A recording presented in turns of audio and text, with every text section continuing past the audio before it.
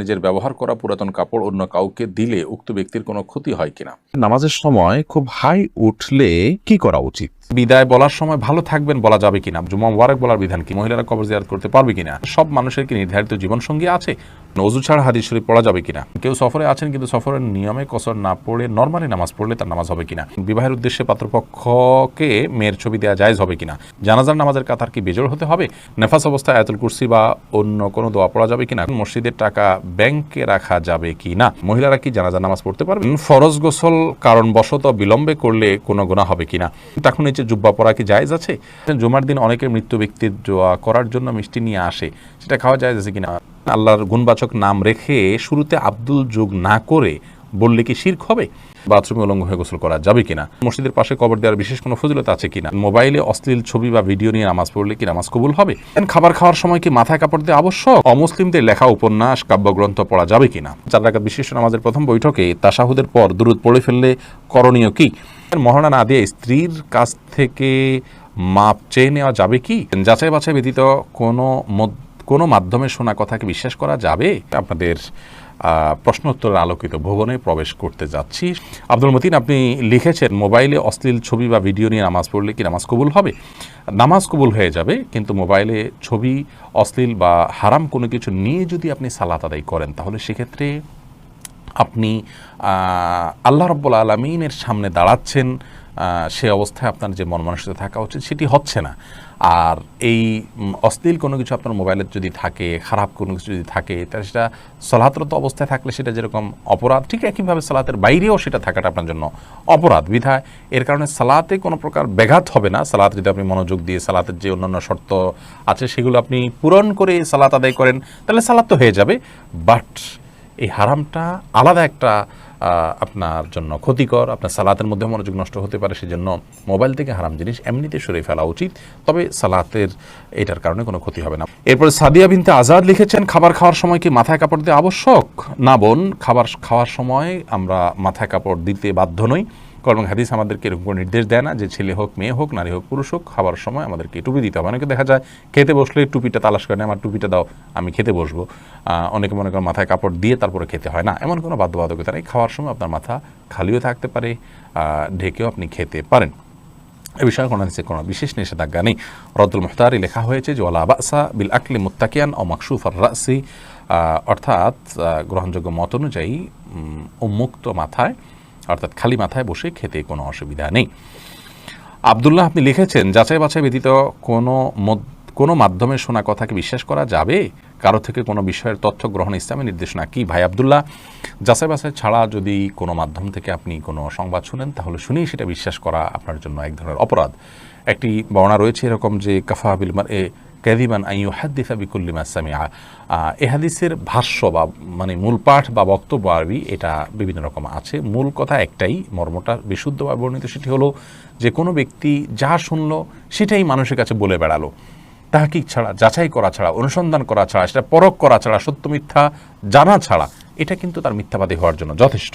কোরআন কারীমে সূরা হুজুরাতের 6 নম্বর আয়াতে আল্লাহ তাআলা বলেছেন যে ইন জাআকুম ফাসিকুন বিনাবাইন ফাতাবায়ানু, তোমাদের কাছে কোনো ফাসিক ব্যক্তি যার মধ্যে আল্লাহর ভয় নেই, যে ইসলাম প্র্যাকটিস করে না, যে আল্লাহর নির্দেশ মতো চলে না, যিনি সৎ মানুষ নন, এরকম অবিশ্বস্ত মানুষ, যিনি আল্লাহর প্রতি আস্থা বিশ্বাস, আল্লাহর প্রতি ঈমান রাখেন না, সেই ব্যক্তি বা কোনো ফাসিক ব্যক্তি, খারাপ মানুষ, তার কোনো সংবাদ পেলেই আপনি যদি বলে বেড়ান তাহলে সে দ্বারা আপনি ক্ষতিগ্রস্ত হতে পারেন। তার সংবাদ তো বিশ্বাস করবে না, অন্যদেরকে বলবে না।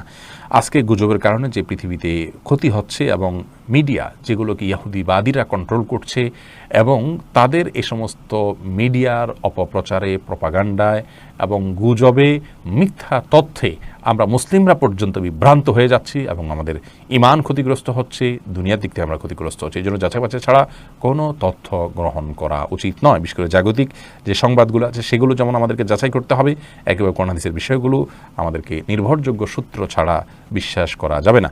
আর রাশেদ খান লিখেছেন, মহারণা না দিয়ে স্ত্রীর কাছ থেকে মাপ চেয়ে নেওয়া যাবে কি? স্ত্রীর কাছ থেকে মহারণা না চেয়ে মাপ চেয়ে নিলে সেটা জায়েজ হবে, কিন্তু আপনি বিয়ের আগে থেকে প্ল্যান করছেন যে আমি রাতে, বাসর রাতে স্ত্রীর কাছে মাপ চেয়ে নেবে, এটা তো ছোটো লোকই, এটা তো স্পষ্ট ছোটো লোকই। আপনাকে বিয়ে করতে গিয়ে বলেছে যদি আপনি মহারণা দেওয়ার ক্ষমতা না থাকে। হ্যাঁ, আপনি দেয়ার ক্ষমতা ছিল, প্ল্যান ছিল, কোনো কারণে হয়ে উঠলো না, আপনি তখন মাফ চাইলেন, একটা ব্যাপার। সন্দেহাতীতভাবে আপনার স্ত্রী যদি আপনাকে সন্তুষ্ট চিত্তে মাফ করে দেন তাহলে মাফ হয়ে যাবে। সূরা নিসা 24 নম্বর আয়াতে আল্লাহ বলেছেন, ওয়ালা জুনাহা আলাইকুম ফিমা তারাদাইতুম বিহি মিন বাদিল ফরিদা। অর্থাৎ নির্দিষ্ট মহর ধার্য করার পর তোমরা যেটা উপরে সন্তুষ্ট হবে উভয় পক্ষ, সেটাতে কোনো অসুবিধা নেই। কোরআন কারীমে অন্য আয়াতে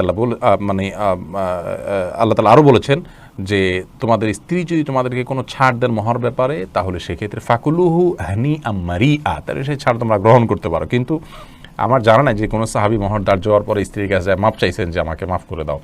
এটা আমাদের কাপুরুষতা। এখন আসলে পৃথিবীতে ভাবের অভাব, ধরার সময় 10 লাখ 20 লাখ ধরি ভাবের জন্য, কিন্তু এরপরে মাপ চাই আমরা তলে তলে, এটা উচিত নয়, এটা কাপুরুষতা।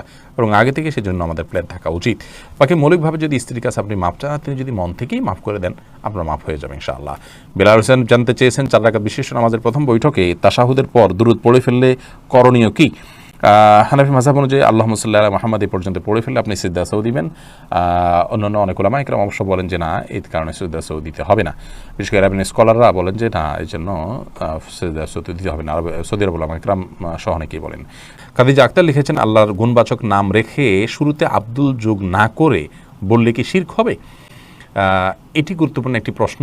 আমরা অনেকে আমাদের দেশে নাম রেখে থাকি, কারোর নাম গনি, তখন আমরা আব্দুল গনি নাম রাখি তো বলি এমনি গনি, অথবা কারোর নাম আব্দুর রহিম রাখি তো আমরা রহিম বলে ডাকি। তো এটা জায়েজ আছে কিনা? এর উত্তর হলো, আল্লাহর গুণবাচক নামগুলোকে 2 ভাগে ভাগ করা যায়। কিছু গুণবাচক নাম আছে যেগুলোর অর্থ বান্দার ক্ষেত্রে কোনোভাবেই ফিট হবে না, যেমন রাজ্জাক মানে রিজিক দাতা, এটা আল্লাহ ছাড়া কেউ হতে পারেন না। মুহয়ি জীবনদাতা, এটা আল্লাহ ছাড়া কেউ হতে পারেন না। তো আল্লাহর এরকম গুণবাচক নাম যেগুলো আছে, যেগুলো বান্দার ক্ষেত্রে রূপক অর্থেও ফিট হবে না, সেই নামগুলো বলার ক্ষেত্রে আপনি আব্দুন যোগ করে না বললে গুনাহ হবে। আর যদি এমন কোনো নাম হয় যেটার অর্থ রূপক অর্থে বান্দার ক্ষেত্রে বলা যায়, তাহলে সেটা আব্দুন যোগ করা ছাড়া আপনি বলতে পারেন। যেমন রাউফ, মানে যার ভিতরে মায়া আলু, যিনি মহামায়ালু। সন্দেহাতীতভাবে রাউফ শব্দ যেই ধরনের মায়াকে মিন করে, ওটা শুধু আল্লাহর ক্ষেত্রেই চলে। কিন্তু যেহেতু রাউফের মধ্যে যে রাফাহ বা মায়ার কথা বলা আছে, এটা মানুষের ক্ষেত্রেও ফিট হয়, এই জন্য মানুষকে বলা যায়। কোরআনে কারিমে আল্লাহ তাআলা আমাদের প্রিয় নবী সাল্লাল্লাহু আলাইহি ওয়াসাল্লামকে রাউফুর রহিম বলেছেন, আজিজুন আলাইহি মা আনিতুম হারিসুন আলাইকুম বিল মুমিনিনা রাউফুর রহিম।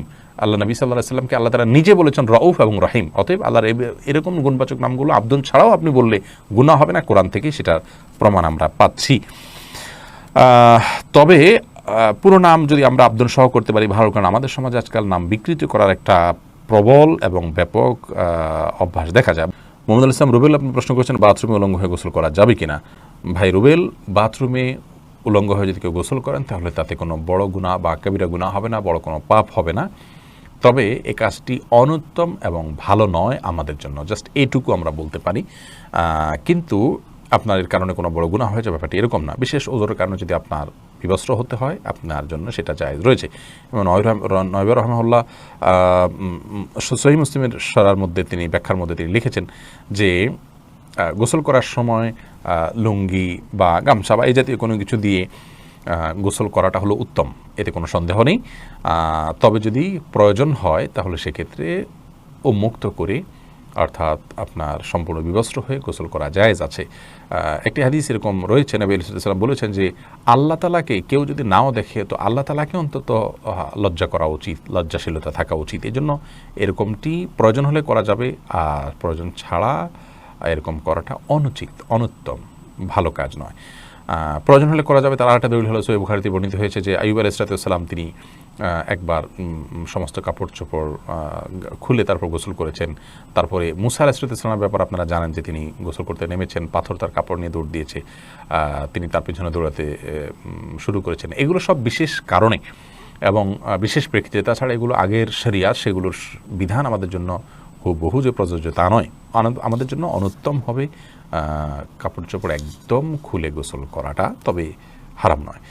এরপরে মুক্তা চৌধুরী আপনি লিখেছেন, মসজিদের পাশে কবর দেওয়ার বিশেষ কোনো ফজিলত আছে কিনা? বোন মুক্তা, মসজিদের পাশে কবর দিলে বিশেষ কোনো উপকারিতা আছে বলে আমার জানা নেই, বরং আমাদের কবরে, আমাদের আখিরাতে, আমাদের আলমে বারজাখে উপকারিতাটি নির্ভর করে আমাদের আমলের উপরে। আপনি যদি ভালো আমল করে যান, আপনার কবর যদি জঙ্গলেও হয়, আপনি যদি কোনো পশুর পেটেও চলে যান, আপনি যদি সমুদ্র নিমজ্জিত হয়ে যান, আল্লাহ আপনার ধ্বংসাবশেষ যেখানে থাকবে সেখানে আল্লাহ রাব্বুল আলামিন আপনার জন্য শান্তির ব্যবস্থা করবেন। আপনি জান্নাতি হিসাবে আল্লাহর কাছে নিবন্ধিত হবেন, আল্লাহর কাছে জান্নাতের মেহমান হিসাবে আপনি আপ্যায়িত হবেন। কিন্তু আপনার যদি আমল খারাপ থাকে তাহলে মসজিদের পাশে কেন, মসজিদের ভেতরে কবর দিলেও কিন্তু তার দ্বারা আপনি উপকার লাভ করবেন না।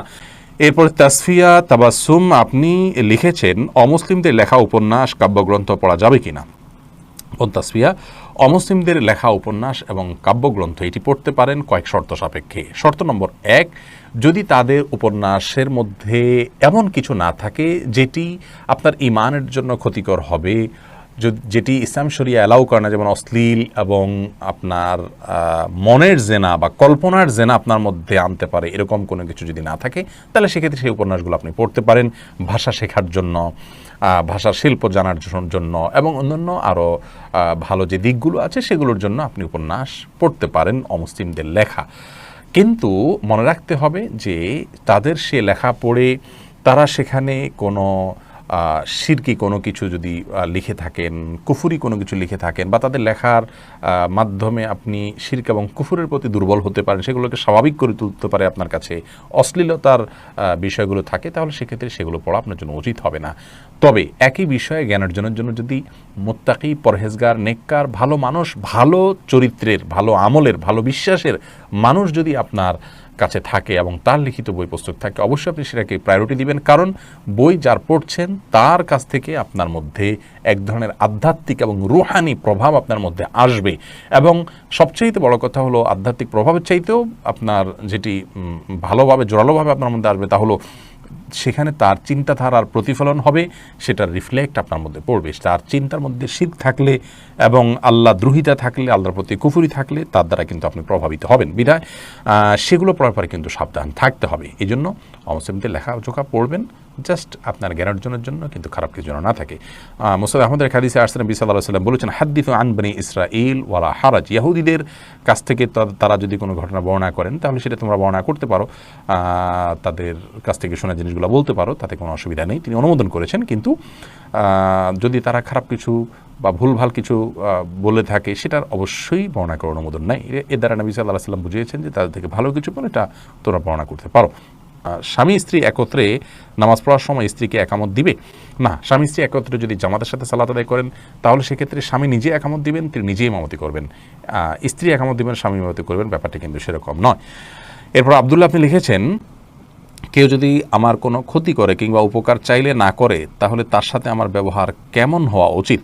কোরআন কারীমের সূরা শুরা 40 নম্বর আয়াতে আল্লাহ রাব্বুল আমাদেরকে বলেছেন, ফামান আফা ওয়া আসলাহা ফাআজরু আলাল্লাহ। যে ব্যক্তি মানুষকে ক্ষমা করে, তার সংশোধন করে, সে আল্লাহর কাছে বিনিময় পাবে। আর যদি কেউ প্রতিশোধ পরায়ণ হয় তাহলে সে আল্লাহর কাছে বিনিময় পাবে না। এবং আল্লাহ তাআলা আরও বলেছেন, ওয়ালা মান সাবারা ওয়া গাফারা ইন্না যালিকা লামিন আজমিল উমুর। নিশ্চয়ই যে সবর করবে, মানুষকে ক্ষমা করবে, এটা তার সাহসিকতার একটা বিষয়। নবী আলাইহিস সালাম বিন হাদিস থেকে আমরা জানতে পারি, তিনি বলেছেন যে এরহামু তুরহামু ইগফিরু তুগফারু। তোমরা মানুষকে রহম করো, তোমাদেরকে আল্লাহ রহম করবেন। তোমরা মানুষকে ক্ষমা করো, তোমাদেরকে আল্লাহ ক্ষমা করবেন। আপনি কেন মানুষকে ক্ষমা করবেন? কারণ মানুষকে ক্ষমা করলে আপনি শান্তি পাবেন, আপনি প্রশান্ত হবেন, আপনি নির্ভর হবেন, আপনার টেনশন চলে যাবে। আর কারোর প্রতি ক্ষোভ থাকলে কষ্ট আপনার হবে, আপনি জ্বলে পুড়ে মরবেন। কি দরকার? আপনি আল্লাহর কাছে সওয়াব পাচ্ছেন, আবার আপনার নির্ভরও আপনি হচ্ছেন। সাইফুল আপনি লিখেছেন, টাকুন নিচে জুব্বা পরা কি জায়েজ আছে?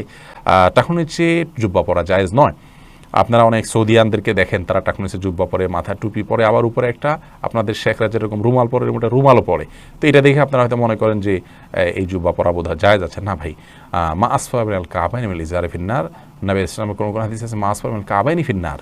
উপর দিক থেকে যে সমস্ত পোশাকগুলো যায়, সেটা লুঙ্গি হোক, জুব্বা হোক, এমনকি পায়জামাও যদি হয়, সেটা যেগুলো উপরে পড়ার, সেগুলো যদি টাকুন নিচে যায় সেটা হারাম হবে। আর যেগুলো থাকেই টাকুন থেকে নিচের অংশ, যেমন মোজা, সেটা জায়েজ হবে। বা মোজার সাথে যদি আপনার পাজামা বা প্যান্ট ওরকম অ্যাটাচ থাকে, ওরকম অনেকে ডিউটি পোশাক হিসাবে থাকে, সেগুলো থাকলে সেটা জায়েজ হবে। জুলকারনাইন আপনি লিখেছেন, ফরজ গোসল কারণবশত বিলম্বে করলে কোনো গুনাহ হবে কিনা। গোসল বিলম্ব করলে কোনো গুনাহ হবে না, তবে ফরজ গোসল যদি আপনি দেরিতে করতে চান পরবর্তী ফরজ নামাজের আগে আগে আপনাকে করে ফেলতে হবে। আর মাঝে যদি অন্য কাজ করতে চান, রাতে গোসল ফরজ হয়েছে আপনি ফজরের নামাজের আগ মুহূর্তে গোসল করবেন, তাহলে মাঝে অন্য কাজের জন্য এমনকি ঘুমানোর জন্য অজু করে ঘুমানোটা হলো সুন্নাহ। নবী সাল্লাল্লাহু আলাইহি ওয়াসাল্লাম এটি করতেন, এটি করা ভালো। বাকি গোসল তৎক্ষণাৎ করে ফেলতে হবে এমন কোনো বাধ্যবাধকতা নেই। গোসল ফরজ গোসল না করে অন্য কাজ কাম করলে মেয়েদের উপরে অনেক রকমের প্রেশার আমাদের সমাজ থেকে আসে, তো এটা উচিত নয়। এটা ছেলে মেয়ে সবার জন্য ইসলাম জায়েজ রেখেছে, উজু করে তিনি অন্য কাজ করতে পারেন, কিন্তু যথাসম্ভব দ্রুত ফরজ গোসল করে ফরজ যেহেতু রয়েছে দ্রুত গোসল করে ফেলতে পারে, সেটা ভালো। কিন্তু অন্য কাজ করা যাবে না এমন কোনো কথা নেই। সুমন কামালি আপনি লিখেছেন, মহিলারা কি জানাজা নামাজ পড়তে পারবে? এই বিষয়টি নিয়ে ইখতিলাফ আছে, আর স্কলারদের অনেকেই বলেন যে পড়তে পারবে, তবে ওলামায়ে নিষেধ করেন। নাইমুর রহমান আপনি লিখেছেন, কফিনে লাশ দাফন করা সম্পর্কে কি বলবেন? না, কফিনে লাশ দাফন করা সুন্নাহ সম্মত নয়, বরং লাশ আপনার কবরস্থ করা এবং সেটা নির্দিষ্ট পদ্ধতিতে, এটা হলো সুন্নাহ সম্মত। আকরাম খান আপনি লিখেছেন, নেফাস অবস্থায় আয়াতুল কুরসি বা অন্য কোনো দোয়া পড়া যাবে কিনা? কোরআন তেলাওয়াত করা যাবে না, কোনো আয়াতকে দোয়া হিসাবে আমল হিসাবে পাঠ করা যাবে। এইচ.এম.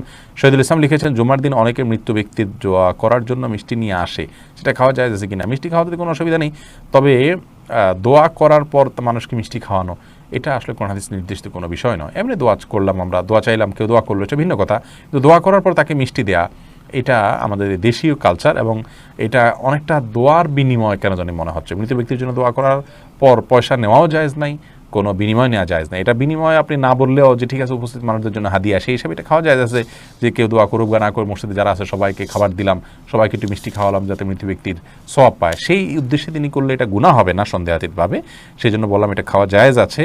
বাট দোয়া করেছেন তার জন্য মিষ্টি এরকম যেন না হয়, বিষয়টা এই কালচারটা একটা পরিবর্তন আমাদের আসা উচিত আসলে, কিন্তু এটা খেলে যে হারাম হবে তা কিন্তু না। মোহাম্মদ রিদওয়ানুল বাশির লিখেছেন, জানাজার নামাজের কাতার কি বেজোড় হতে হবে? জানাজার নামাজের কাতার এটা বেজোড় হতে হবে এমন কোনো শর্ত নেই। আমরা অনেক মনে করি যে জানাজা নামাজের কাতার এটা বেজোড় হতে হবে 3, 5 বা 7, এরকম কোনো আবশ্যকতা নেই। হারুনা রশিদ লিখেছেন, বিদায় বলার সময় ভালো থাকবেন বলা যাবে কিনা? ভালো থাকবেন এটা বলাতে বড় কোনো অসুবিধা নেই। মুসলমান যখন ভালো থাকবেন বলেন, এর উদ্দেশ্য হলো যে আল্লাহর কাছে দোয়া করি আপনার জন্য ভালো থাকেন, এটা উজ্জ্বল থাকে। কিন্তু আপনি উজ্জ্বল করার জন্য আর জিনিস খুঁজে পান না, আল্লাহর নামটা কেন উজ্জ্বল করবেন? আপনি বলবেন আল্লাহ আপনাকে ভালো রাখুন, এভাবে বলবেন। এটা বলা সন্দেহাতীতভাবে উত্তম এবং উচিত। তাছাড়া ভালো থাকবেন এটা সেকুলার শব্দ, যে আল্লাহর প্রতি বিশ্বাস রাখে না সে এই ধরনের কথা বলতে পারে, বা যিনি বিভিন্ন ব্যক্তির উপরে সত্তার উপরে বিভিন্ন ধরনের মানুষ ব্যবহার করতে পারে এই ধরনের শব্দ, সেকুলার শব্দ যেটাকে বলা যায়, এটা আমরা কেন বলবো? একজন মুসলমান, আমার বিশ্বাসের জায়গাটা তো ক্লিয়ার, ভেরি ক্লিয়ার, তো আমি সেখানে বলবো আল্লাহ আপনাকে ভালো রাখুন। তবে হ্যাঁ, ভালো থাকবেন যদি আপনার মনের উদ্দেশ্য থাকে যে আল্লাহ আপনাকে ভালো রাখবেন, এটা উদ্দেশ্য নিয়ে আমি বলছি ভালো থাকবেন, তাহলে সেক্ষেত্রে আপনার জন্য এটা বলা গুনাহের বিষয় নয়। এরপরে নওশিন আক্তার আপনি লিখেছেন, নামাজের সময় খুব হাই উঠলে কি করা উচিত? নামাজের সময় যদি অনেক বেশি হাই উঠে, তাহলে আপনি যে কোনো সময় নামাজের বাইরে হাই উঠলে হাইটাকে বাধা দেওয়ার চেষ্টা করা উচিত, কারণ হাই তোলার মাধ্যমে আপনার শয়তান মানুষের ভেতরে প্রবেশ করার বিশেষভাবে সুযোগ লাভ করে থাকে, এবং দুষ্টু জিনে আক্রান্ত মানুষগুলোকে দেখবেন যে খুব বেশি হাই তুলতে থাকে। আমি এরকম অনেক মানুষকে দেখেছি যারা দুষ্টু জিনের প্রভাবে প্রভাবিত, তাদের উপর দুষ্টু জিনের প্রভাব বেশি হওয়ার কারণে তারা এত বেশি হাই তোলেন, যেটা স্বাভাবিক কোনো মানুষ হাই তোলে যে সেরকম কোনো বিষয় নয়। এই জন্য হাই তোলার এই সময়টাতে এই শয়তান মানুষের ভিতরে প্রবেশ করে, দুষ্টজিন প্রবেশ করে, সেজন্য এটাকে হাত দিয়ে বাধা দেওয়া উচিত। মুখের কাছে হাত বা কোনো কিছু নিয়ে গেলেই কিন্তু হাইটা বন্ধ হয়ে যায়। নামাজের মধ্যে সেই কাজটা আমরা করতে পারি, তবে নামাজের মধ্যে হাই তোলার পর এমনি বিশেষভাবে নামাজের মধ্যে হোক নামাজের বাইরে হোক, কোনো অবস্থাতেই বিশেষ কোনো দোয়া নেই। লা হাওলা ওয়ালা কুওয়াতা ইল্লা বিল্লাহ আমরা অনেকে পড়ি, এটা পড়তে হবে হাই তোলার পর, এরকম কোনো বাধ্যবাধকতা নেই, বরং আপনি হাত দিয়ে সেটাকে বাধা দেওয়ার চেষ্টা করবে। এরপর সামিতা জেরিন আপনি লিখেছেন, অজু ছাড়া হাদিস শরীফ পড়া যাবে কিনা? জি, হাদিস পড়তে পারেন, হাদিস পাঠ করার জন্য অজু এটা জরুরি নয়। ইসলামিক বই পুস্তক পড়ার জন্য অজু জরুরি নয়। অজু জরুরি হবে কোরআন কারীম যখন স্পর্শ করবেন পাঠ করার সময়, সেটি মুখস্থ পড়লে কোরআন শরীফ তেলাওয়াত করার জন্য আপনার মুখস্থ অজু থাকা জরুরি নয়। আমরা হাবিবুর রহমান লিখেছেন, টয়লেট থেকে বের হয়ে কি অজু না করলে গুনাহ হবে? না, এটা কোনো জরুরি না, তবে সর্বাবস্থা অজু অবস্থা থাকতে পারলে ভালো, জাস্ট ভালো, কিন্তু না করলে গুনাহ হবে এমন কোনো কথা নেই। শেখ তালাশ মাহমুদ আপনি লিখেছেন, মসজিদের টাকা ব্যাংকে রাখা যাবে কি না? মসজিদের টাকা ব্যাংকে রাখা যাবে, কোনো অসুবিধা নেই, বিশেষ করে নিরাপত্তার জন্য এটা তো রাখা যেতে পারে। তো অবশ্যই শরিয়া ভিত্তিক ব্যাংকিংয়ে ব্যবহার করা উচিত। এক্ষেত্রে সুদভিত্তিক ব্যাংকিং যেন ব্যবহার না করা হয়। আরাফাত সানি আপনি লিখেছেন দক্ষিণ দিকে মাথা দিয়ে ঘুমানো যাবে কি না? যাবে, কোনো অসুবিধা নেই। এমনি পারভেজ মোশাররফ আপনি লিখেছেন জুমার দিন দ্বিতীয় আজানের বিধান কি, দয়া করে বলবেন। দ্বিতীয় আজান দিতে পারেন, কোনো অসুবিধা নেই। আর দুই আজান দেওয়া নিয়ে অনেক ওলামা ইকরাম ভিন্ন ধরনের কথা বলেন আমাদের সমাজে, সেটা একান্ত তাদের ব্যক্তিগত মত, জমহুরুল আমাদের মত এটি নয় এবং সেটা অশুদ্ধ কথা। তাহমিন আর রিপা অর্থাৎ প্রথম আজান দ্বিতীয় আজান দুইটাই ঠিক আছে, কোনো অসুবিধা নেই। তাহমিন আর রিপা আপনি যা লিখেছেন বিবাহের উদ্দেশ্যে পাত্রপক্ষকে মেয়ের ছবি দেওয়া জায়েজ হবে কিনা? এই ছবি দেওয়া জায়েজ হবে যদি পাত্রপক্ষ সেই ছবির আমানত দায়িত্ব রক্ষা করবে বলে আপনার বিশ্বাস হয়। তাকে দেখালেন এবং এরপর তিনি ডিলিট করে ফেলবেন, অন্য কারোর কাছে সেটা দিবেন না, বা তারা দল বেঁধে নারী পুরুষ সবাই মিলে দেখবেন, মাহরাম গারে মাহরাম বা যাদের জন্য দেখা জায়েজ নয় তারাও দেখবেন, এরকম সম্ভাবনা থাকলে বা আশঙ্কা থাকলে সেই ক্ষেত্রে তাদেরকে এটা দিবেন না, দেওয়া জায়েজ হবে না। বরং আপনি মোবাইলে ছবি নিয়ে গেলেন বা কাউকে দিয়ে পাঠালেন, দেখলো, তারপরে আপনি নিয়ে আসলেন বা তাদেরকে ওসিয়ত করলেন তারা যেন দেখার পর এটাকে ডিলিট করে দেয় এবং অন্য পুরুষরা যেন না দেখে পাত্র ছাড়া, সে বিষয়গুলো বলার পর তারা আমল করবে এরকম মনে হলে সেক্ষেত্রে দেওয়া যাবে, কোনো অসুবিধা নেই। রোকসানা করিম বর্ষা আপনি লিখেছেন নিজের ব্যবহার করা পুরাতন কাপড় অন্য কাউকে দিলে উক্ত ব্যক্তির কোনো ক্ষতি হয় কিনা? ব্যবহার করা কাপড়, পুরাতন কাপড় অন্য কাউকে দিলে আপনার কোনো ক্ষতি হওয়ার আপাতদৃষ্টিতে কোনো কারণ নেই। তবে একটা বিষয় আছে, সেটা হলো যে ব্ল্যাক ম্যাজিক করার ক্ষেত্রে অনেক সময় মানুষের ব্যবহৃত কাপড় বা শরীরের চুলের অংশ এগুলো অনেক সময় ব্যবহার করা হয়। অতএব আপনি কোনো গরিব মানুষকে দিয়ে দিলেন, তিনি পড়লেন, তার জন্য পড়াতে কোনো অসুবিধা নেই। কিন্তু যদি এমন হয় যে কেউ এটা দিয়ে ব্ল্যাক ম্যাজিকের কাজে, সেহেরের কাজে যদি ব্যবহার করতে পারে, সে আশঙ্কা থাকে, তাহলে সেটা অ্যাভয়েড করা দরকার। সেটা আপনার নিজের সেফটির জন্য, যদি এরকম ব্যক্তি হয় যাকে নিয়ে আপনার সন্দেহ হয়। বাট এছাড়া গরিব মানুষ একজনকে দিয়ে দিলেন, আননোন মানুষ বা অপরিচিত মানুষ, অথবা এমন মানুষ যিনি পরিচিত কিন্তু এটা তার দ্বারা আপাতদৃষ্টিতে করার কোনো কারণ নাই, তাহলে সেক্ষেত্রে এটা অবশ্যই তিনি ব্যবহার করতে পারেন। যিনি ব্যবহার করবেন তার কোনো ক্ষতি কোনো অবস্থাতে হওয়ার কোনো কারণ নেই। কাপড়ের মধ্যে কোনো লাভ ক্ষতির কিছু নেই। যদি মনে করে কেউ এরকম যে আরেকজনের ব্যবহৃত কাপড় পরলে তার অসুবিধা হবে বা ক্ষতি হবে, তাহলে সেটি এক ধরনের শিরকপূর্ণ বিশ্বাস। মেহেদী হাসান আপনি লিখেছেন কেউ সফরে আছেন কিন্তু সফরের নিয়মে কসর না পড়ে নর্মালি নামাজ পড়লে তার নামাজ হবে কিনা? নামাজ তো হয়ে যাবে, কিন্তু এই কাজটি করা উচিত নয়। সফরের যে আল্লাহ তাআলা ছাড় দিয়ে ছাড় গ্রহণ করতে হবে, ইচ্ছাকৃত এরকম করা উচিত নয়, জায়েজ নাই। এমনি আনোয়ার খান লিখেছেন সব মানুষের কি নির্ধারিত জীবনসঙ্গী আছে? আল্লাহ রাব্বুল আলামিন যাদের বিবাহ হবে তাদের তাকদীরে লিখে রেখেছেন, তাদের জন্য জীবনসঙ্গী আল্লাহ তাআলা লিখে রেখেছেন। যার জীবনে বিবাহ নসিবে লেখা নেই তার জীবনসঙ্গিনীর কথা লেখা নেই। আব্দুল বাদিন আপনি লিখেছেন খ্রিস্টানদের অধীনে চাকরি করা যাবে কিনা? খ্রিস্টানদের অধীনে চাকরি করা যাবে যদি আপনার চাকরিটা হালাল হয়। চাকরিটা কী করছেন এটা হলো মূল বিষয়, কারো অধীনে চাকরি এটা মূল বিষয় নয়। মৌলানা মাহবুবুল হাসান লিখেছেন মহিলারা কবর জিয়ারত করতে পারবে কিনা? বিশুদ্ধ মত অনুযায়ী মহিলারা কবর জিয়ারত করবে না, দূর থেকে সালাম দিবে এবং দোয়া করবে। কবরের কাছাকাছি গিয়ে এরিয়ার বাইরে থেকে হয়তো দেখলেন, মনের আবেগ থাকলে এইটুকু তারা করবেন, এর বেশি করবেন না। শামসুল আলম আপনি লিখেছেন বাবা মায়ের সাথে সন্তানের কত বছর বয়স পর্যন্ত ঘুমাতে পারবে? প্রাপ্তবয়স্ক আর কাছাকাছি বা করিবুল বুলুগ যেটাকে বলা হয়, সেই বয়সে থেকেই তাদেরকে পৃথক করা উচিত। এমনি আবু ফাইজ আপনি লিখেছেন শিরক থেকে সর্বাবস্থায় বাঁচতে কি কোনো বিশেষ দোয়া আছে? আল্লাহুম্মা ইন্নী আউযু বিকা আন উশরিকা বিকা শাইআন ওয়া আনা আ'লাম ওয়া আস্তাগফিরুকা লিমা লা আ'লাম। আবার বলছি আল্লাহুম্মা ইন্নী আউযু বিকা আন উশরিকা বিকা শাইআন ওয়া আনা আ'লাম ওয়া আস্তাগফিরুকা লিমা লা আ'লাম। এই দোয়া বিশেষ করে পড়বেন। নবী সাল্লাল্লাহু আলাইহি ওয়াসাল্লাম দোয়া শিক্ষা দিয়েছেন, যার অর্থ আল্লাহ আমার জ্ঞাতসারে অজ্ঞাতসারে কোনোভাবে যেন শিরক করা থেকে আপনার কাছে আমি পানা চাই। শারিবুর রহমান লিখেছেন স্ত্রী কোনো কিছুর আবদার করলে তা তাৎক্ষণিকভাবে না দিলে কি গুনাহ হবে? না, তাৎক্ষণিকভাবে দিতে না পারলে না দিলে গুনাহ হবে না। মাহমুদ বিন মুহিবুর আপনি লিখেছেন জুমা মুবারক বলার বিধান কি? জুমা মুবারক বলার কোনো দরকার নেই, বলবো মানে জুমার দিন উপলক্ষে অভিবাদন জানাতে হবে, ঈদ উপলক্ষে যেরকম জানানো হয় এরকম কোনো কথা সুন্নাহ দ্বারা সাব্যস্ত নয়। বুলবুল ইসলাম লিখেছেন বাচ্চাদের বড় বড় রোগ হয় কেন? তারা তো মাসুম। বাচ্চাদের বড় বড় রোগ হয়, আল্লাহ রাব্বুল আলামিন তাদেরকে রোগ দিয়ে, বাবা মাকে পরীক্ষা করেন, তাদেরকে রোগ দিয়ে তাদের জন্য কোনো কল্যাণকর কিছুর ফয়সালা করেন। আল্লাহ তাআলা আহকামুল হাকিমিন, তার হেকমা বা কৌশল ছাড়া কোনো কাজ তিনি করেন না। আমরা তার সব হেকমা যদি বুঝে যাই তাহলে তো আমরা আল্লাহর সমপর্যায়ে চলে গেলাম।